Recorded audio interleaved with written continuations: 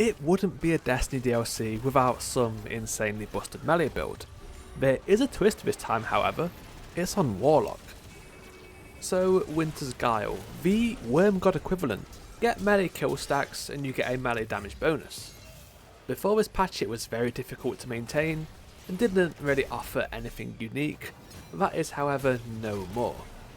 There is a lot of changes, but to summarise, you do still build up stacks by scoring melee or finisher kills. This now caps out at 10, by that point all melee attacks deal 400% more damage.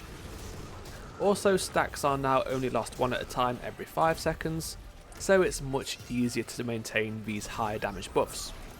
So far though, this does sound a lot like Wormgods, right? And I'm not saying that's a bad thing, because Wormgods is probably one of the best exotics, and if you pair this effect with Lightning Surge, it's very strong. But there's even more. You will notice instead of Warlord Sigil times 10, in the buff bar it now reads Warlord's Fury ready. If you use a charged melee in this time, you end up doing ridiculous damage.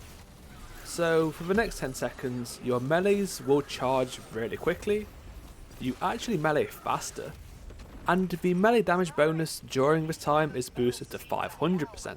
In the example clip where I got to this point, I was dealing 7k DPS, and this kind of damage just doesn't really happen elsewhere.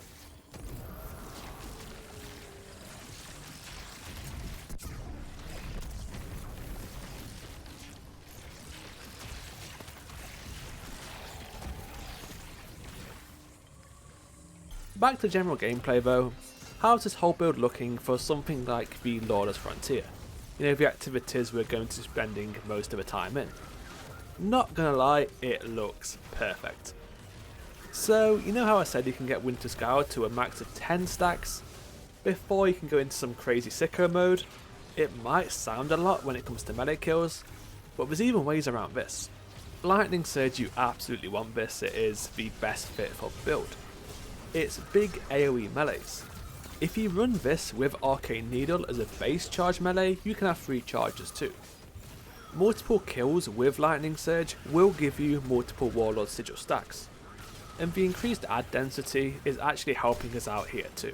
You can take advantage of glaives too. I used the exotic Edge of Action, as it provides some defensive capabilities and importantly void overshields, which will synergize with some upcoming artifact mods. Glaive melee kills do also grant stacks, and fully benefit from the melee damage increase, so are the perfect choice of weaponry to use when you just don't have any charged melees available. There's also finishers. If you do any finisher, you will not be granted 1 stack, you will instead be granted 3.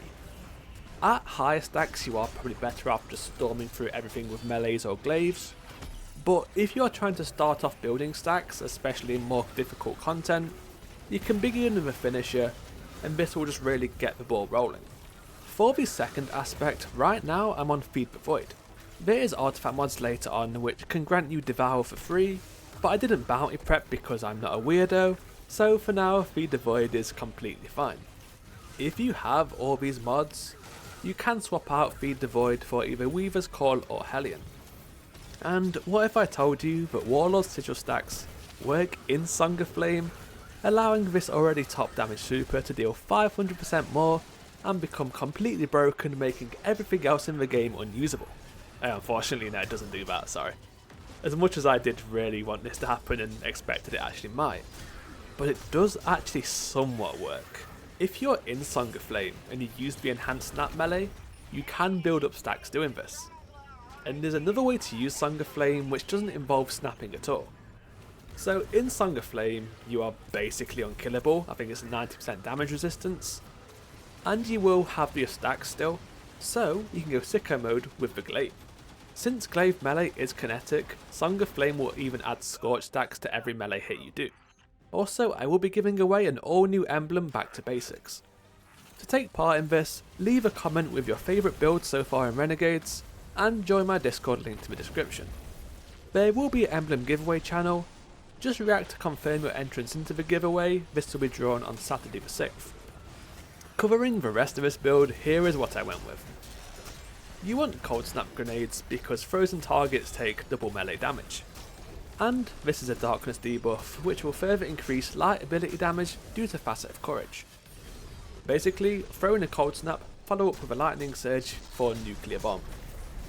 Fragments, of course, as I just said, courage. This is darkness debuff enemies take increased light damage from any source, including Song of Flame. You also want Facet of Blessing, as this provides health regeneration on any melee kill. Facet of Protection gives you a 15% damage resist while surrounded, which is pretty nice by itself, but you do also get plus 10 melee stat from this, which takes a bit of pressure off having the perfect armor set.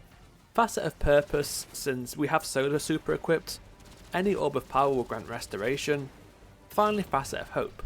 Having Amplified and Devour at all times is easy to maintain, and while you have these, you will restore class ability energy 60% quicker.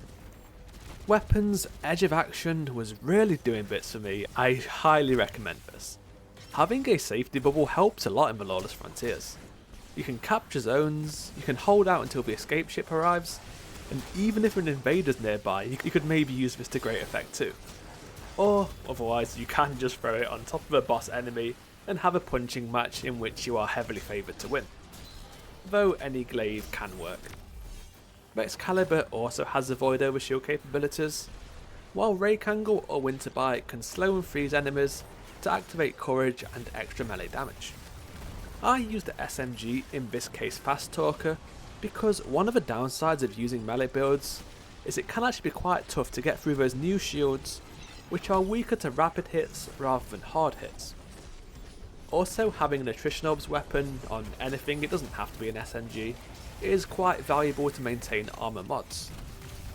Heavy Slot is quite open, but the refurbished A499 bolt action sniper is so good. If you haven't at least given this a go, just try it out. It hits like a truck, and you can also get auto loading so you can weave it in as extra damage whenever you want. For the armor stat distribution and mods, to nobody's surprise, melee is the priority. Not many things really matter other than this. Ideally, find a way to 200. This could be done with armor alone if you have the perfect set, but a more realistic aim is probably to go for 150 in raw stats, 10 from Facet of Protection, and then you can get the final 40 using 2 melee font mods. Medium stat priorities would be Super and Grenade. Try and get both of these to at least 70. As a set bonus, Tech Sec is pretty nice, because glaive melees will gain the shield piercing benefits and the disorientating effects if you have the full 4 piece. This is a no means must have though. Other mods I focus on orb generation and holding charges longer for fonts. Heavy handed is the first line in orb generation, and if you are lucky enough to have the perfect armor, you could even slot in 3 copies of this. I use stacks on stacks and charged up to double up on armor charges too. Right now I don't have full artifact access, but there isn't really much debate in what you'll be wanting to use once it's unlocked. First up there's the Void 3. Singularity Blade. When you have a Void buff, in this case Devour or Void Overshield, melee hits including glaives will weaken. Melee kills will spread this weaken to nearby enemies. Power from Pain is when defeating multiple weakened targets, you gain Devour. Void Infestation. Defeating a weakened enemy spawns additional projectiles which track and weaken other enemies nearby. With these 3 together, you can see the nice passive loop to spread weaken on what you would basically be doing anyway. Finally, the GOAT Armorsmith. You break a combatant's shield, you get 10% damage resist and 100% increased melee damage for 6 seconds. This one's just hella worth. So I believe that's everything. Above all, this build is just so fun to play, and there's a lot of ways you can build this too, so do try out different things. I even tested it with Pocket Singularity to see what this would be like with increased melee speed. Actually pretty decent. There is also the evil version. If you use Grapple Melee and Navigator, you can pump out some pretty ridiculous damage. Thank you for watching.